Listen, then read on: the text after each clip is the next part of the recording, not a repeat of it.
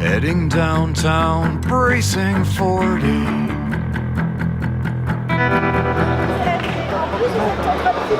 De toute manière, on sait qu'à chaque fois qu'on a un nouveau ministre, il y a des nouvelles réformes. En bac professionnel, la grosse angoisse, c'est que quand même, ils ont prévu de nous mettre en apprentissage, parce que le maître mot, c'est l'apprentissage. Donc en fait, de refourguer ça aux régions et nous abandonner complet, quoi, et qu'on serait plus éducation nationale. Donc effectivement, nous, on a quand même largement l'intention d'être là, présent au quotidien. Parce que si j'étais pas un retraité avec un peu d'argent, le président de la République, il ne pourrait pas me ponctionner. Donc je suis précieux dans ce sens-là.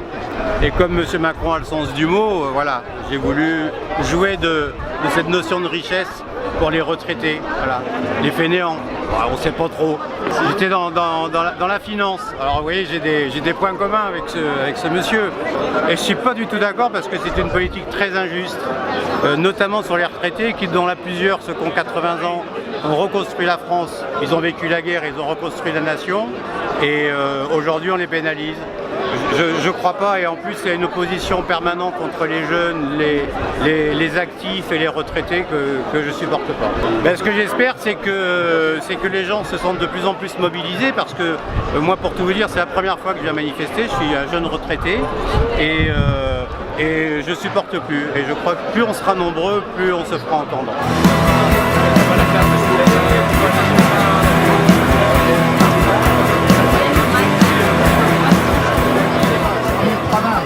Salaire, retraite, ils veulent tout casser.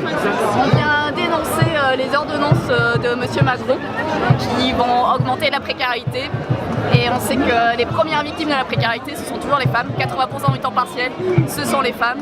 Les femmes sont payées en moyenne 20% de moins que leurs homologues masculins. Les ordonnances vont aussi affaiblir la possibilité de négociation dans les entreprises. Aujourd'hui, plafonner les licenciements, ça veut dire quoi? Ça veut dire que le patron, il peut licencier une femme enceinte et il sait à l'avance combien ça va lui coûter. Et ça, aujourd'hui, ça nous révolte. Donc on est dans la rue aujourd'hui pour dénoncer les ordonnances de Macron en espérant que les choses vont changer. Du travail, salaire, retraite, ils veulent tout casser. Résistance! Résistance!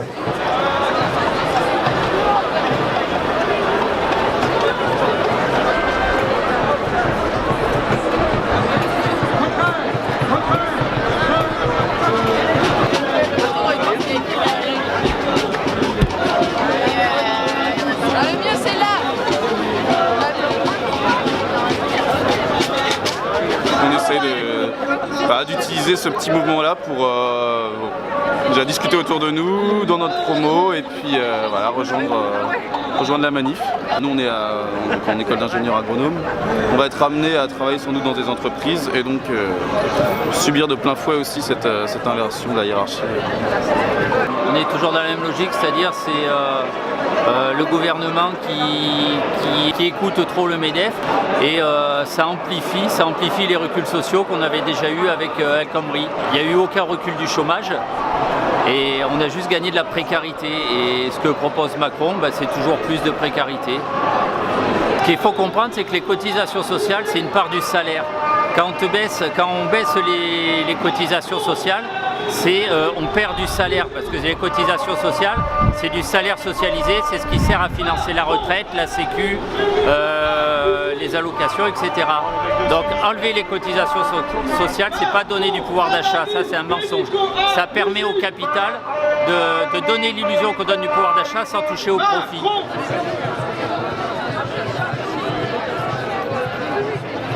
Il ment parce qu'il nous enlève des cotisations sociales, donc on perd du salaire. Pour les fonctionnaires, le gel d'indice il est gelé. Pour les retraités, on augmente la part de CSG, donc ça recule. Le SMIC il n'est pas augmenté. Les seuls qui sont augmentés, ce sont ceux qui payent l'ISF, puisque avec la réforme de l'ISF, ils donnent 3 milliards d'euros, je crois, aux plus riches. Il y a aussi, on n'a pas parlé des APL, où il prend 5 €, donc je vois pas pour qui le pouvoir d'achat il augmente, quoi. Ça c'est un mensonge, c'est vraiment le gouvernement des riches. C'est le gouvernement des feignants et des riches.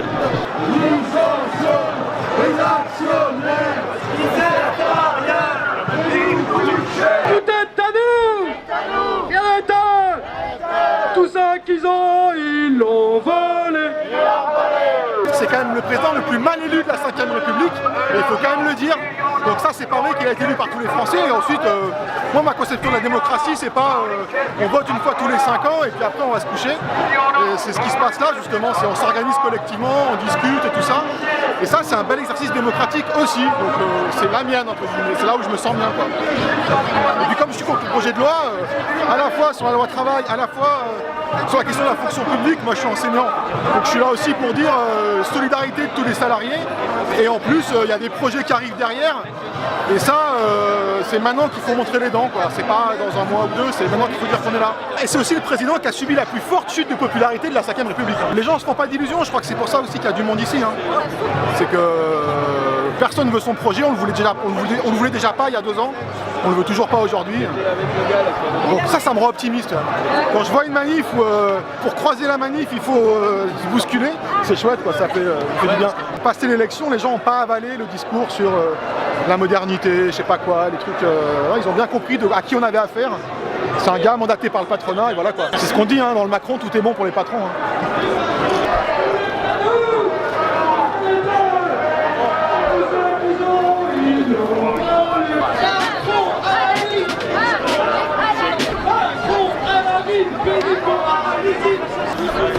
Qu'est-ce que je fais? Je viens manifester. Je trouve qu'on est dans un monde qui nous contraint de plus en plus et que c'est important de montrer qu'on a encore des droits, des libertés et qu'on a encore une voix et qu'on peut encore crier. J'espère que les gens vont continuer de se mobiliser, qu'il va y avoir toujours plus de gens qui vont se sentir part de ça parce que c'est important et j'espère qu'on arrivera à faire avancer les choses, qu'on arrivera à faire entendre à Macron qu'il faut changer ça, voire à le virer, à mettre quelqu'un d'autre à sa place. Mais voilà, je pense qu'il faut du changement, on en a besoin. Je manifeste pour défendre le droit des travailleurs, surtout l'avenir des jeunes. De toute façon, c'est le président des riches, du patronat. Il assassine le peuple pour moi. Voilà, c'est honteux. Je ne sais pas comment il arrive à se regarder dans une glace tous les matins avec ce qu'il fait. Le président, le Premier ministre, le ministre de l'économie et toute sa troupe là. Ils ont qu'à vivre avec 1 200 € par mois. On va voir s'ils pourront s'acheter des costumes à 2 500 €. Et on tire toujours sur la classe moyenne, sur les petits.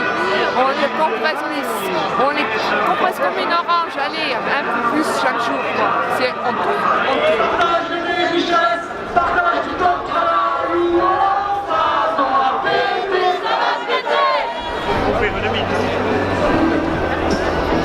Les cheminots se retrouvent ici pour 2 aspects. D'abord la loi travail, bien entendu, parce que la loi travail va aussi impacter le monde des cheminots. Il ne faut pas penser qu'il ne faut pas déconnecter les choses. Et aussi par rapport aux problèmes qu'on a dans l'entreprise aujourd'hui, concernant les restructurations, mais aussi par rapport à l'emploi. Au niveau des salaires, ça fait 3 ans qu'on n'a pas eu d'augmentation de salaire ni de pension. Donc voilà, on se retrouve dans la rue aujourd'hui avec tous les salariés parce qu'on porte les mêmes revendications, on porte les mêmes choses. Et la loi travail d'aujourd'hui va encore plus loin de par les ordonnances, avec la mise en place de licenciements économiques d'entreprise, de rupture de contrats de travail, de précarisation des salariés du pays.